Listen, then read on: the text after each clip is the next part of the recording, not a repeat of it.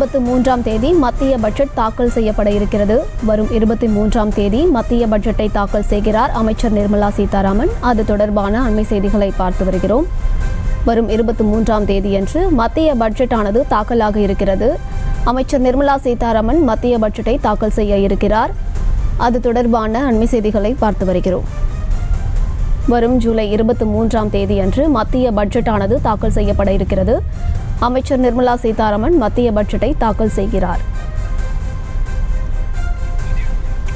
மேலும் விவரங்களை கொடுப்பதற்காக செய்தியாளர் மதியழகன் இணைப்பில் இருக்கிறார். பேசலாம். மதியழகன், விவரங்கள். பட்ஜெட் கூட்டத்தொடர் நடைபெறும் தேதியானது தற்பொழுது அறிவிக்கப்பட்டிருக்கிறது. அதாவது தேர்தலுக்கு முன்பாக இடைக்கால பட்ஜெட் மட்டுமே தாக்கல் செய்யப்பட்டது. தேர்தல் முடிந்து தற்பொழுது ஒரு ஆட்சி அமைந்திருக்கக்கூடிய சூழ்நிலையில் இந்த முழு நேர பட்ஜெட் தாக்கல் செய்யப்படுவதற்கான தேதி அறிவிக்கப்பட்டிருக்கிறது. 2024-25ஆம் ஆண்டுக்கான இந்த பட்ஜெட் என்பது ஜூலை 23ஆம் தேதி தாக்கல் செய்யப்படும் என தெரிவிக்கப்பட்டிருக்கிறது.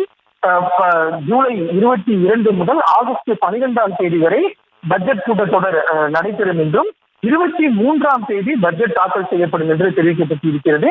இதே 2024-25ஆம் ஆண்டுக்கான முழு பட்ஜெட்டாக இருக்கும் என்று தெரிவிக்கப்பட்டிருக்கிறது. 22ஆம் தேதி அவை கூட இருக்கக்கூடிய சூழலில் அன்றைய தினம் பொருளாதார ஆய்வறிக்கை தாக்கல் செய்யப்படும். அதனை தொடர்ந்து மறுநாள் ஜூலை 23ஆம் தேதி பட்ஜெட் தாக்கல் செய்யப்பட இருக்கிறது. மத்திய நிதியமைச்சர் நிர்மலா சீதாராமன் இந்த பட்ஜெட்டை தாக்கல் செய்கிறார். ஜூலை 22 ஆகஸ்ட் 12ஆம் தேதி வரை பட்ஜெட் கூட்டத்தொடர் நடைபெறும் என்று தற்பொழுது அறிவிக்கப்பட்டிருக்கிறது.